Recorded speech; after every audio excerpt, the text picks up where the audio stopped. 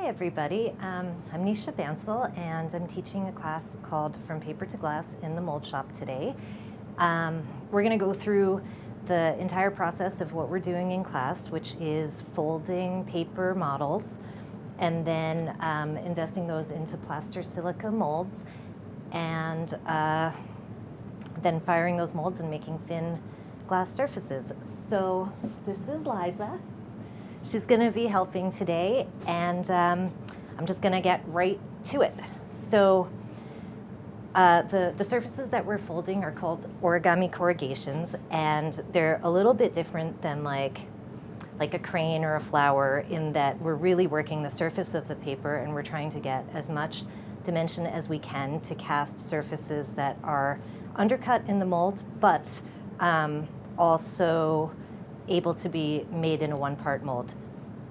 So the first step is I'm going to fold what's called a triangle grid, and that's like a base for a lot of different folds. Most tessellated patterns are folded on this grid. So I'm just going to go ahead and fold that.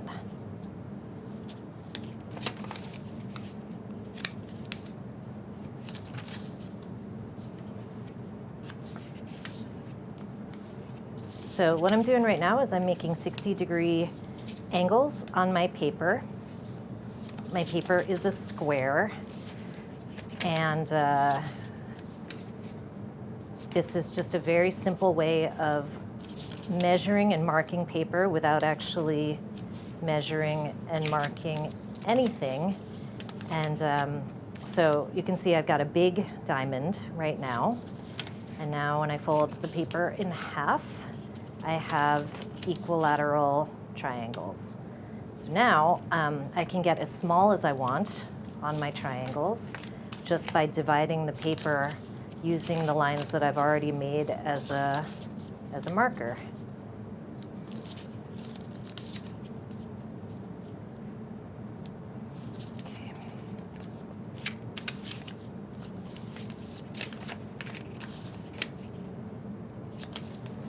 So it's possible to fold very precisely like this because we already have the lines, and I can just kind of follow them as I'm folding the paper. Oops.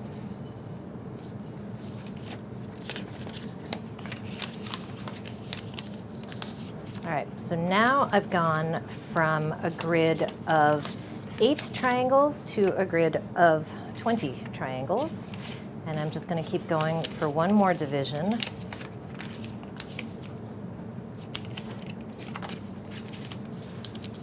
The funny thing about this kind of paper, we're using a special paper which is made for origami folders.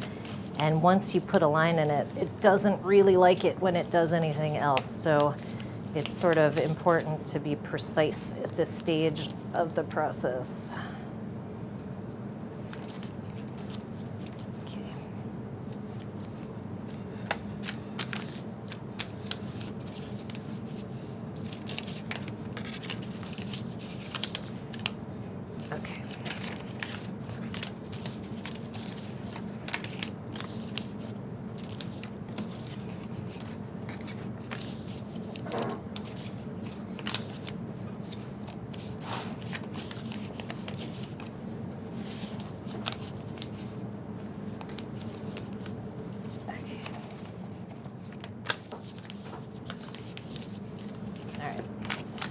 So I now have a grid with about 60 triangles on it,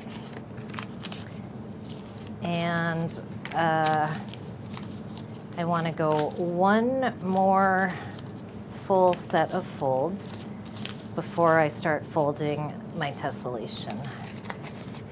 So I've already done that on this piece. And the next step of this is that I want to fold hexagons. So I'm going to fold my hexagons on this triangle grid that I've already set up.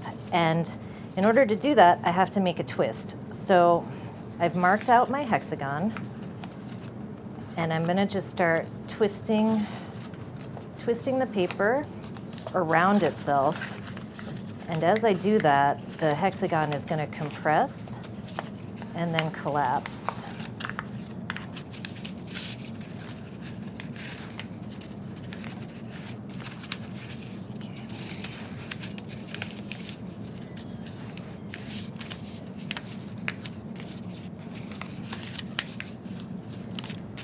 right now, I have one hexagon fold. My final design is actually going to have a series of hexagons. So what I would do next is continue folding them out until I get all the way around the shape. And what happens next is I've got a fully folded hexagon. So you can see I folded about 8 hexagons on a piece of paper that is 6 inches by 6 inches.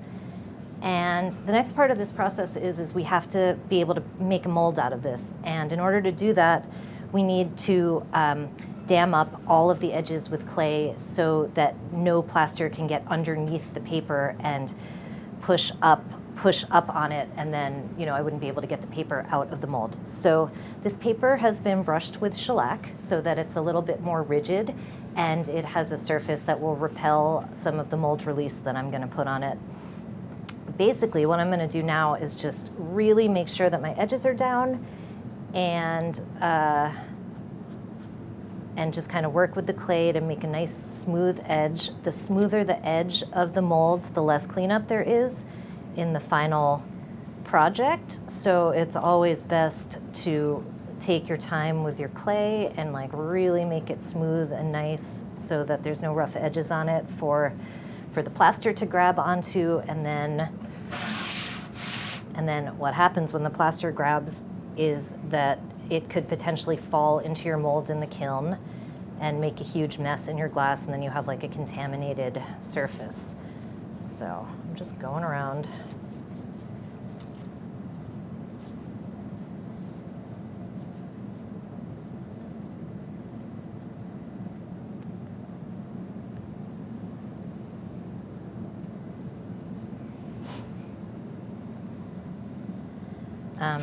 I don't know if you guys can see this, but you can see where the edge of the clay meets the paper and how it's not like perfectly sealed. That's a place that the plaster could get into, so I'm just going to work a little bit right now to make sure that none of those spots are exposed. And in the very beginning, I had spoken about undercuts, and so traditionally when one makes a mold and the plaster goes into a space like this, it would lock the object that you're making the mold of into that plaster. So you wouldn't be able to get it out unless that model was made of like a flexible rubber or a wax that you could melt out. In this case, the paper stays pretty flexible, and so even though the plaster is going to undercut in the mold, we can still pull it out.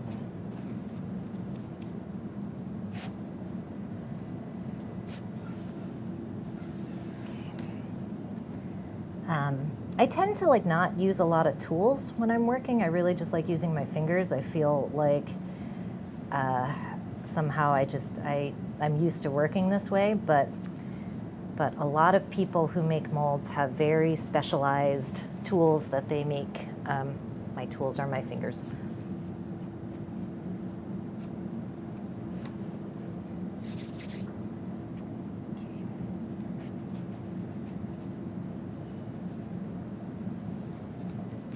So that looks pretty good. And the next thing I'm going to do is grab a Sharpie. So what I need to know now is how far out to pour my plaster. I want to have at least a 1/2 inch of plaster around all the parts of my mold. So I'm going to just give myself a little mark here, so I have a rough idea of where I'm going. The molds that we're going to be making are very thin, and the reason for this is because the thinner the mold, the less thermal mass that mold is going to take up or create in the kiln. So if the mold was very, very thick, like a block, if I built like wooden sides on this and I just poured plaster in it, I would have a incredibly thick mold that's going to get hot and hold a lot of heat. In this case, I'm firing these pieces to a low temperature. I'm basically just sintering the glass powder together. So I don't want the mold to hold all that heat. I want to be able to cool it down pretty fast. So we do a couple of things for that, and one of them is that we fire on sand so that the sand acts like a heat sink under the plaster, and so it's pulling the heat out of the mold. And after it gets to the top temperature, we're able to get it to cool down pretty quickly, and so that it's not getting hotter than I want it to. So, Liza, can I get you to mix me a bucket of plaster, please? So our plaster is plaster and silica. It's 50% plaster and 50% silica, and then we mix it 1 to 1 to 1 with water. So it works out to be about like 30% of water, or 33 or 34 grams of water to 100 grams of plaster. We're going to start with about 250 grams of plaster silica mix. So the first thing that I need to do is grab some PAM, which is, do we know where the PAM is? I thought it was. Oh, did somebody move it? Sorry, just looking for our mold release. Oh, here it is. Awesome. Thank you. All right. So we're just using regular household PAM. I don't know if I'm supposed to like cover the label. Yes, please. Thank you. And I don't really want to just like sit here and spray the PAM on this model, because what's going to happen is the oil's going to pool up, and then that oil's going to separate when I pour the mold, and it's going to kind of float to the top. And that's not great for the integrity of the mold. So I just like to spray the PAM on my brush and then just kind of brush everything on there. And I pay like special attention to getting in the cracks. So that's where if there's going to be something that sticks, that's where it's going to happen. We have sort of a like insurance policy with this type of mold making, because the paper will burn out in the kiln when it gets up to temperature. So even if I made a mistake and I didn't successfully PAM all of my parts, I can still burn it out in the kiln, and it probably won't affect the final casting too much. But as I'm doing this, I notice that there's a flap. I'm going to turn it around so you guys can see it. There's a little bit of a flap that's kind of detached on this model, so I'm going to just fill that while I see it. I guess, the one thing that I forgot to mention is that the sides of this mold, the model itself is the area that I'm putting glass in, but the sides of this mold have to also be able to accommodate the glass that I'm putting in. So I'm always working at a slight angle from the corners of my model to the plexiglass that I'm working on, just so that when I demold it, I have a nice sloped side that'll hold to the glass that I want. If this side was pushed in, then the plaster would be covering the opening of the mold, so I'd have a really hard time getting glass in all of the crevices and corners. So that's why it looks like I have a lot of clay on this, but it's really just so that I can pour the mold and have a nice like reservoir for the glass to go into it. Okay. All right. So Liza's mixing up some plaster silica right now.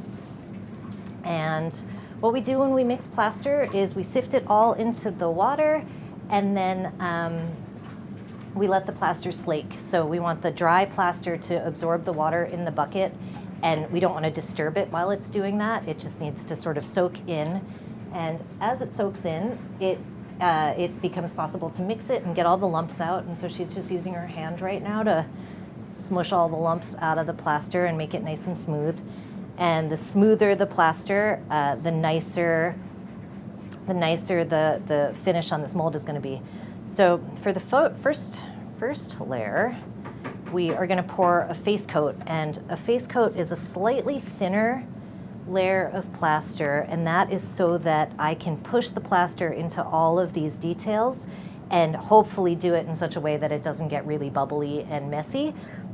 But if the plaster was really thick and I was pushing it in, there's a really good chance that I would miss a lot of the detail of the mold. So we want to just kind of like throw it on there, and you're going to see me like working with a spatula and kind of flipping everything up, and the plaster is going to be very wet. It's like if you bake, it's sort of like the consistency of a double cream when we put it on there. Like we wouldn't want it to be like whipped cream because I wouldn't be able to get it into the spots. So we're going to go with this really, really liquidy plaster. Thank you.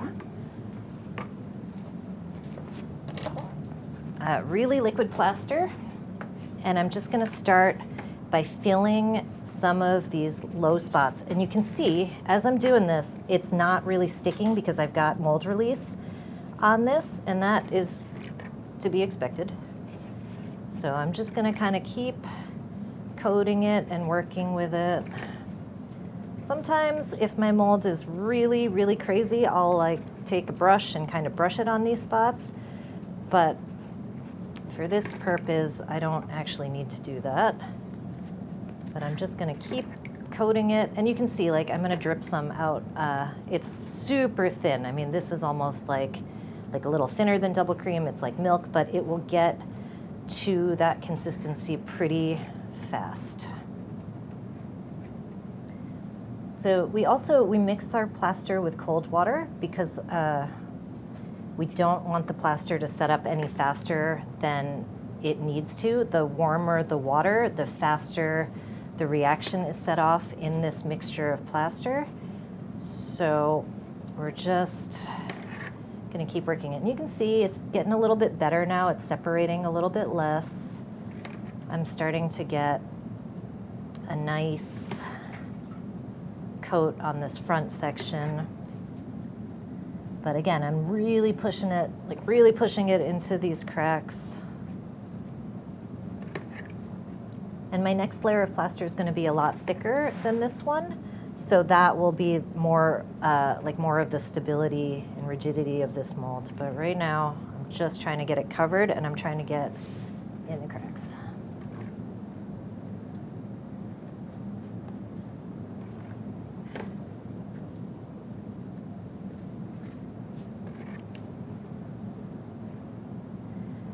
So one thing to watch for when you're making molds, especially molds like this that have a, an edge to clay, is looking to see if there are any leaks. And you can see a leak because there will be a bubble that comes up in the spot where the air is escaping. So I don't see any bubbles. I'm doing all right so far.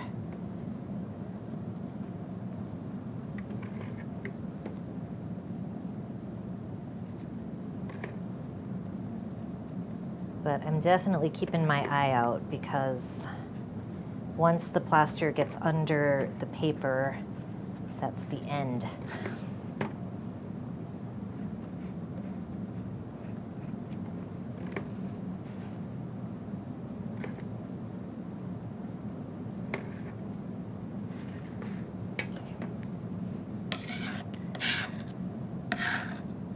The other spot that I really want to kind of look at while I'm doing this with the really thin plaster is the edge where the clay meets the paper. If I can get like a thin coat on that, it will sort of seal up that edge for my future coats of plaster so that I can make sure that nothing leaks through. So I'm sort of using the plaster to seal some of that edge.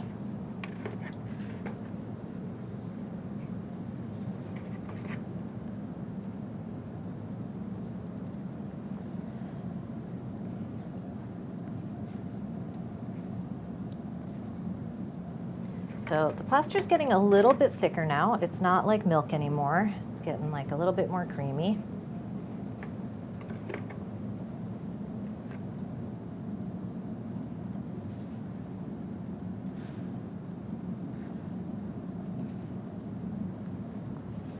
And I'm just going to keep flipping the stuff that's coming off of it right back onto the mold and into the detail.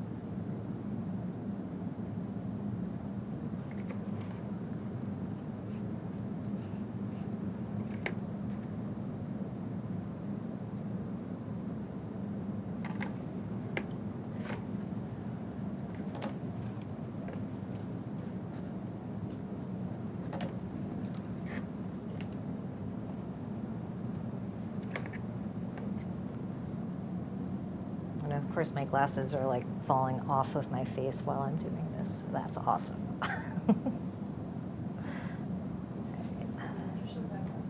The what? Yes, please. Thank you, Liza.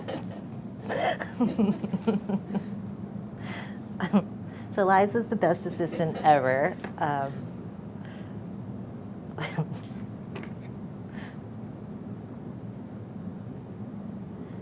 So I guess the other thing I should probably mention is usually when we're doing this, we're wearing masks because the particulate matter from the plaster and silica are not good for your lungs.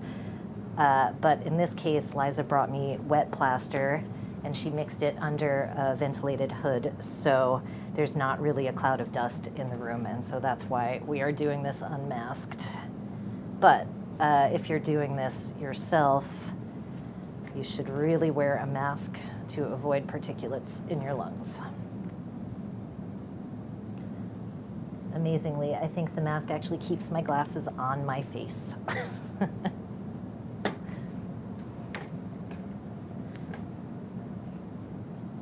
Okay, so I'm getting there, and the plaster is really setting up. You can see it like is not coming off the spatula super fast anymore. So now is kind of like the time where I need to work a little bit faster just to make sure that I've got all the parts that I want covered right now. My goal with this coat is to just get a cover on the paper and get the plaster pushed into all of the details without trapping air in them. And a form like this is a little tricky because there's so much airspace under it.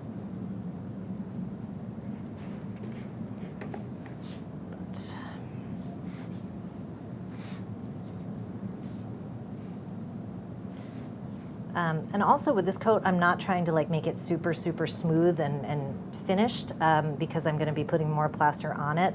So I want it to have a little bit of an edge on it so that it'll grab the next coat of plaster as I'm working. All right. So we are getting there.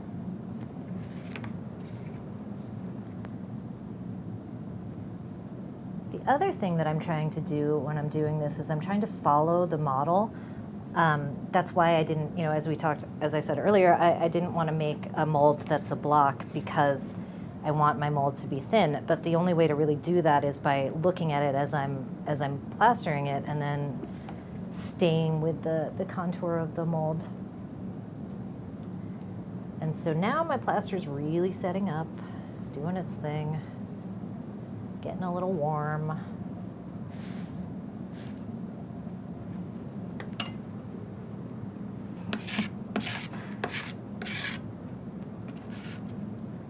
Just using the palette knife to clean up the edges and just push anything that I have on the board back towards the mold.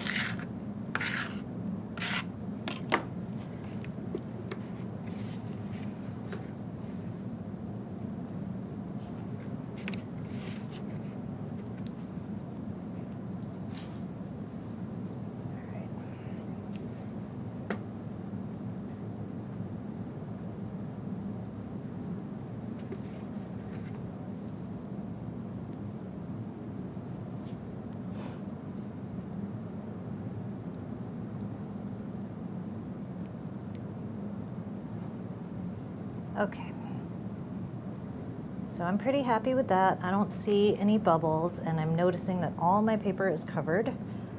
So we're gonna leave that be. Okay, so what we would do next is Liza would mix me more plaster, and then we'd do a second coat on this and then let it set up. But we had done that for you. Put this one away.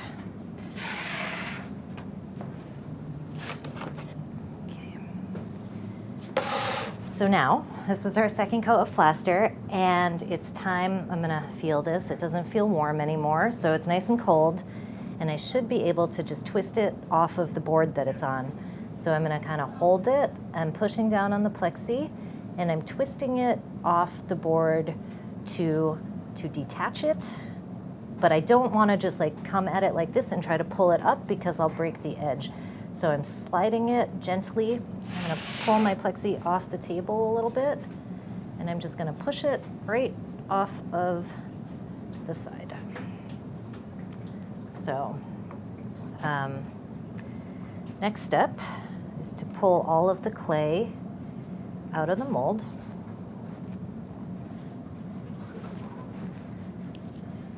And now you can see the underside of my paper. Now I got to get the paper out. And so this is where this could get a little tricky. But we're going to get all the clay out first.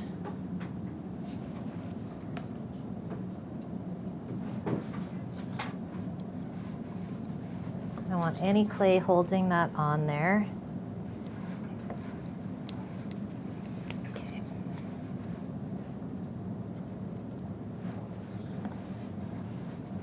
Now I'm just going to very gently start peeling the paper up and trying to see what has happened.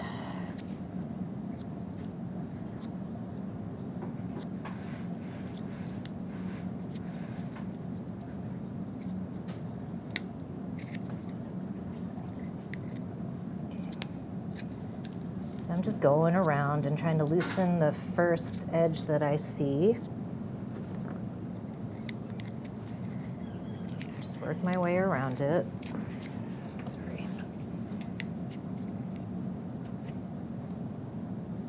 Okay, I'm taking the glasses off.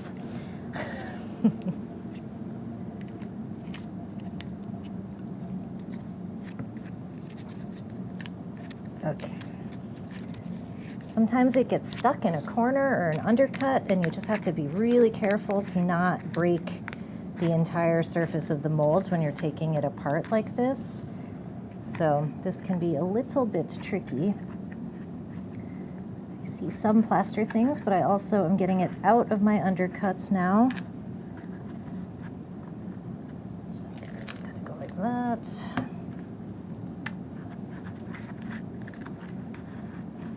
All right, there it goes. Okay.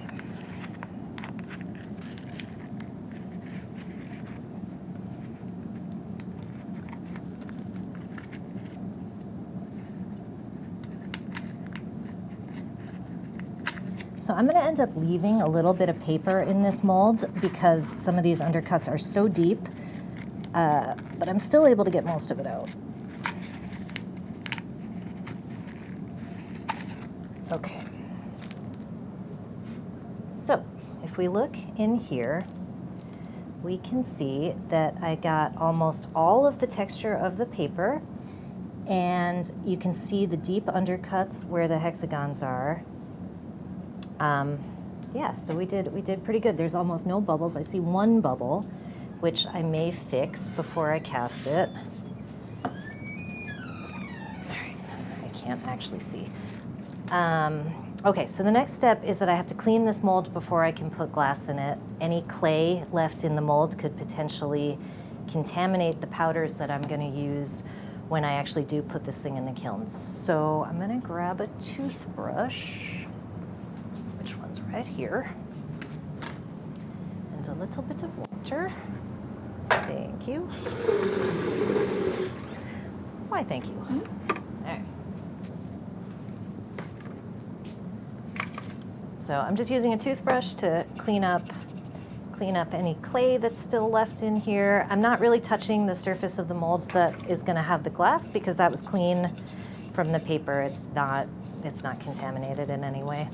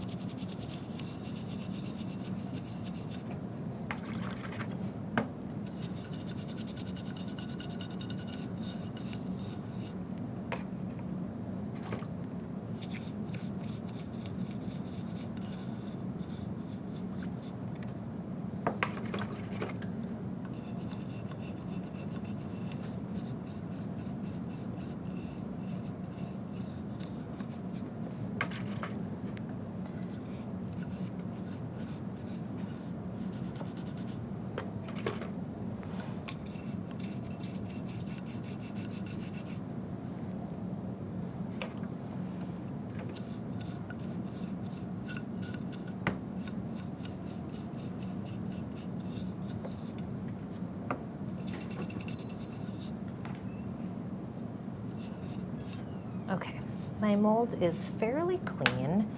And Liza, would you mind mixing up just like a tiny bit of plaster in a cup? I see one bubble that I really don't like, so I am going to fix that now because it bothers me. I don't know if you guys can see it, but it's right there. Yep. Okay. So how I like to fix bubbles is I just like to get the surface of the plaster a little bit wet with my finger, and then Liza's going to bring me some watery plaster, and I'm just going to like spackle that hole, and as soon as it dries I can kind of sand it back down so it's in plane with the rest of the model. So I'm just using my finger to get the bubble wet right now so that I can get the plaster in there.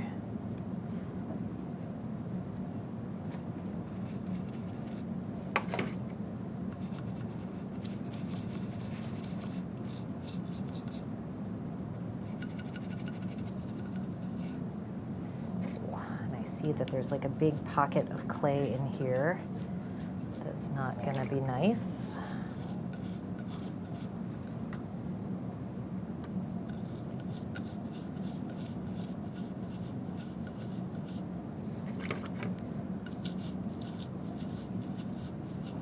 Okay.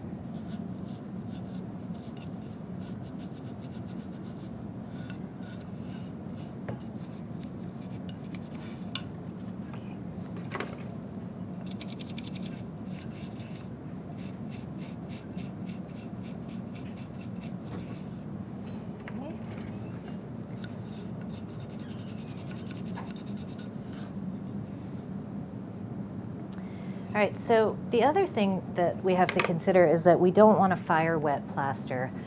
Wet plaster tends to not be as strong. There's water in it, and as it comes up to temperature, it's gotta come out. And if I was to just put glass in this right now, I've like sealed all that moisture into the mold, and there's nowhere for it to go out. But the moisture is going to do something, and it could potentially crack my mold. So what we like to do is we like to get the molds really, really clean and then dry them in the kiln overnight at around like somewhere between 200 and 350 degrees. There's a couple different places where water and then the chemical water comes out of the mold. So we vent the kilns so that the moisture can escape from the kiln and the molds will dry. And then when we come back to them and they're totally nice and dry, we don't have to worry about the moisture needing to leave the mold to finish the process. So, yeah. All right, so, thank you. All right, so I'm not even gonna use a spatula. I'm just gonna take my finger and I'm gonna start filling that bubble. And what's gonna happen is it's just gonna totally disappear. And the plaster will kind of sink down in, and I let it sit there for a second, and then I just add a little more. If I see any others that I don't like, I can get them now as well. Okay. And I just come back on top of it with a little more water and just kind of lock it in there. And that's our mold. So, okay. The next step is to figure out what we want to do with the glass. And so I have some samples over here, and I can show you what things can happen. So in our class, we've been learning about a couple different ways to pack the molds so that we can get some different results. And temperature is really, really important to this process. So like this one was made with sheet glass and fine frit, and it was taken up to about 1480 degrees in the kiln, which is pretty close to a full fuse. It's a little under a full fuse, but it's pretty close. And so what you see is that the glass is shiny. It has flowed into all of the crevices of the mold, and it's like a solid object. What's also possible is to just use powder and fire at a very low temperature And you can see that you can get a really, really thin, almost skin off of the mold. And so this is just powders. This is a clear powder sifted into the mold, and this one is fired to about 1300 degrees. And at 1300 degrees, the particles of powder sinter together, and so you're able to get it out of the mold, but it's not shiny. It's like there's a couple spots that seem to have gotten hotter, but most of it is kind of like a little bit sugary still. And then there's some combinations. So this one is white glass and clear glass. It was fired to about 1375 degrees, and you can see the back had larger particles of glass on it. They didn't fully melt, so the glass never flowed in this mold, but because we had sifted powder into all of the crevices, you still get a really sharp render of the mold. So it's kind of like, it's a little bit of a trick. The glass isn't actually flowing into those crevices. It was already there, and we're just sort of trapping it, I guess, in a way. So I think for this mold, because the shape of it is like a almost like a bowl, I don't want the glass to flow, because if I just fill this with glass and I take it up to 1480 degrees, it's going to all start to fall into the center of this mold, and I'm going to have like a big thick spot in the middle, and then it's going to get really thin as it gets out to the edge. So I think what I will do is I will sift powder into it, and I'll fire it at around 1300 degrees, so that my powder, I'm going to really like pay attention when I do it, and I'm going to pack it into all of these recesses and undercuts, and so that'll stay there. I might, because this form is so deep, I might take a little bit of a larger particle and just put it on the back in some of the spots where I think that the glass is going to get too thin, and it might start to like fall apart when I try to take it out of the mold. So I'm going to just switch gears for a second. Thank you.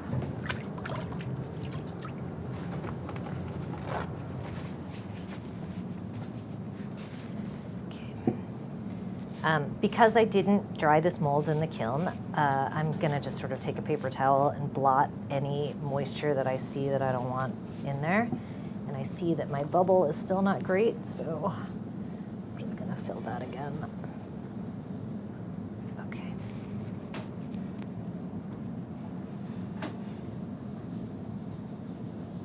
Okay.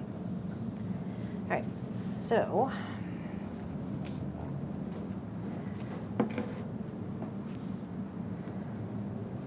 we're using bullseye powders and Fritz, and these are great because they're all compatible with each other. There is reactions with the chemistry itself, but I did not pick reactive colors. So these will fire, the gold purple will fire, well, the gold purple could be a reactive color, but it's not reacting to what I'm putting on top of it. It will fire a little bit darker than this, and then I'm just putting white behind it so that I make it a little bit more dense.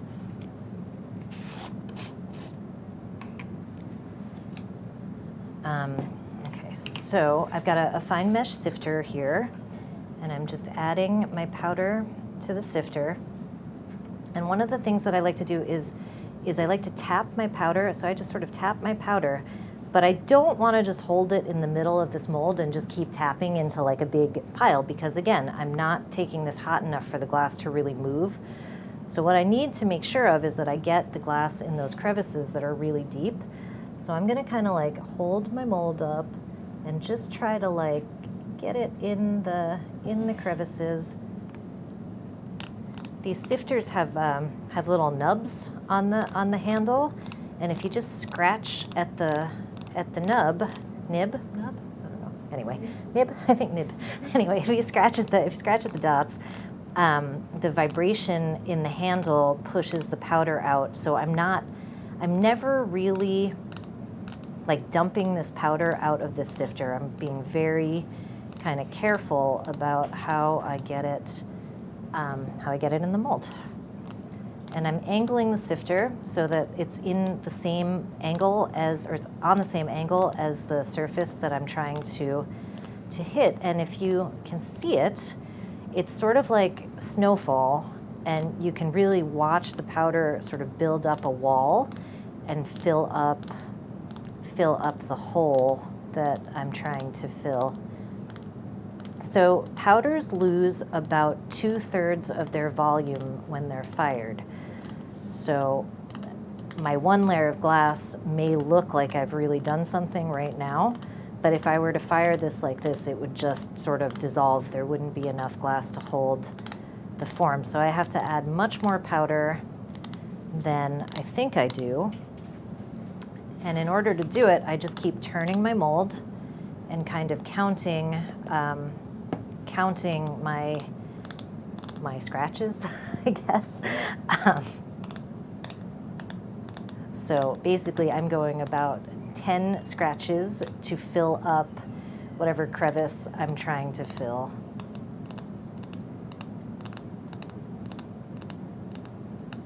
And so you can see, really angling that sifter so that it's kind of hitting the spots that I want.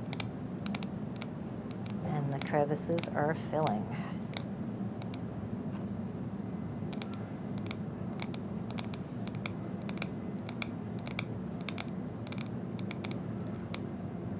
So the other thing you may have noticed is I never take the powder from the jar and fill it over my mold. I do it over the cap or over a piece of paper.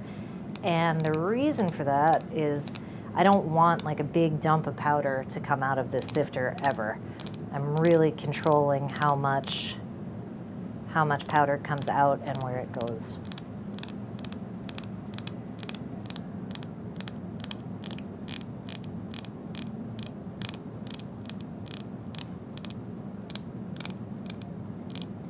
And I'm also not trying to fill my mold. I'm trying to follow the contour of the shape so that I get a really thin casting that hopefully stays together.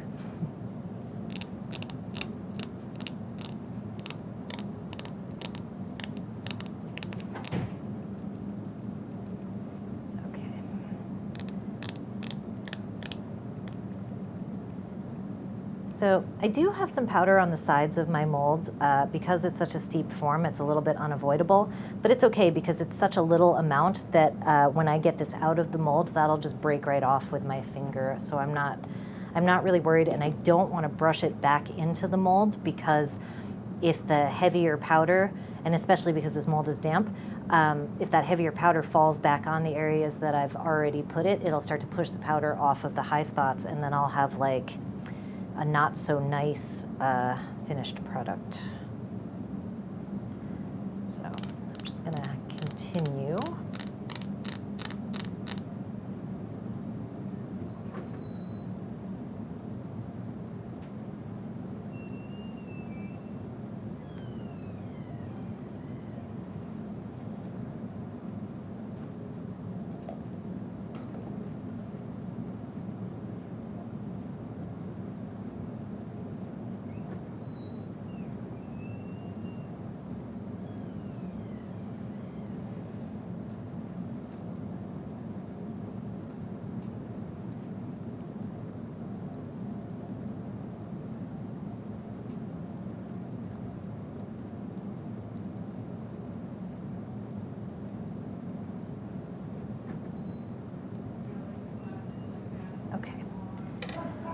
So I'm probably going to put about like a sifter. I've done about one sifter so far. I will probably add one more sifter of powder, and then I'm going to just do a little bit of that white, about that white fruit.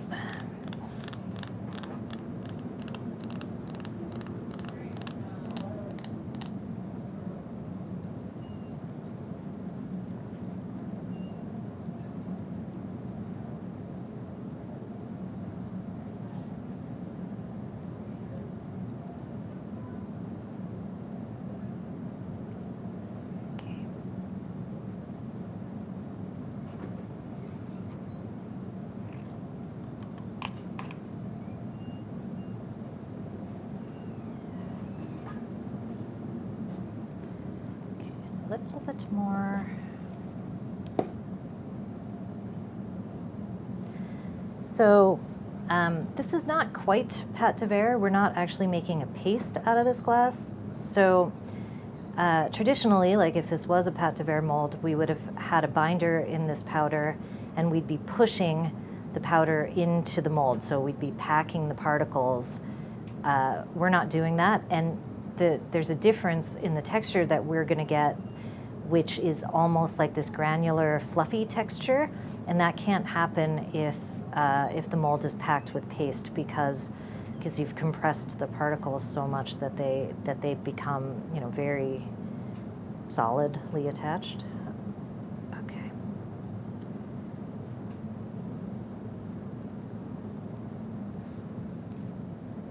Okay, so now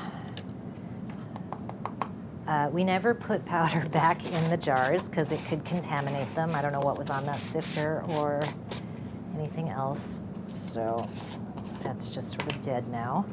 Now I've got a denser, I'm going to put some in my hand so you can see it. The particles are bigger, so this is a fine frit. It's not powdery. It's a little more granular. And it's also not going to fit in this sifter. So what? Yeah, would you mind grabbing a bigger sifter? So the sifters come in all different mesh sizes to accommodate the different particle sizes of glass. And like, I don't want to take this and just start dumping it in the mold because of the same thing. Once the heavier particle goes down, I'm going to start pushing the powder off of the high spots. So I want to keep, I can show you actually. So if I just did it here and I really dumped it, it's sort of like, you can see that it starts to push, it's pushing the powder away. I don't like that. Thank you. Okay, so this one, much bigger mesh. You can see that the particle will pass through that. So same thing, I'm gonna come over here. And now, this one does not have dots, so I can't like make vibration to get it out, so I have to just tapping it. And I want a pretty good layer of this, and I'm really just, this is sort of like the structure. These particles lose a little less volume because they're a little bigger. And I just want to have like a nice coat on the back of this so that when it flows down into those deeper spots or moves into the deeper spots, I can get it out of the mold without it falling apart. These molds are only used once. We can't use them again because of the forms in them. So after it's fired, the mold gets broken to get the object out of it. Again, trying to just follow the contour.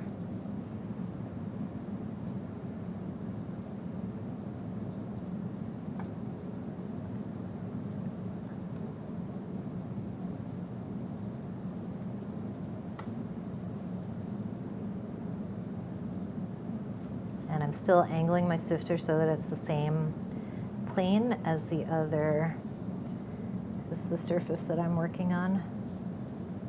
All right, so now that I've got like a pretty good coating on this, all the powder is covered, I can sort of very gently, I'm gonna actually put it in the lid, and just sort of gently pour some of this remaining frit on there. But I'm being pretty gentle, and I'm really trying not to lose any of the powder that I've already got.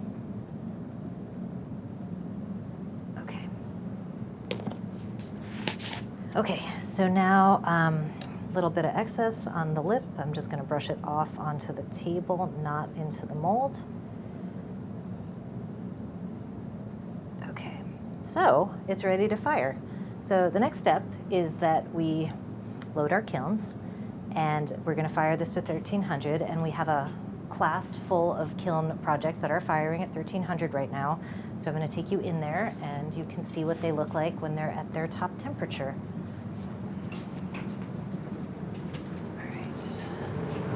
Okay, so I'm going to just go really fast. You guys can take a look. Okay,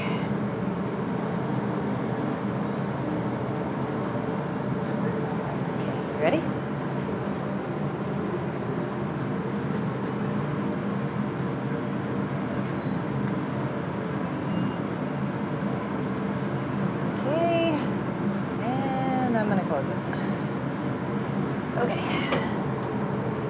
So what happens next is that those pieces fire, and they're going to anneal at 900 degrees for a couple of hours. They're pretty thin, so we don't need to anneal them for very long. And that is it. That's all I got. Thank you very much for watching.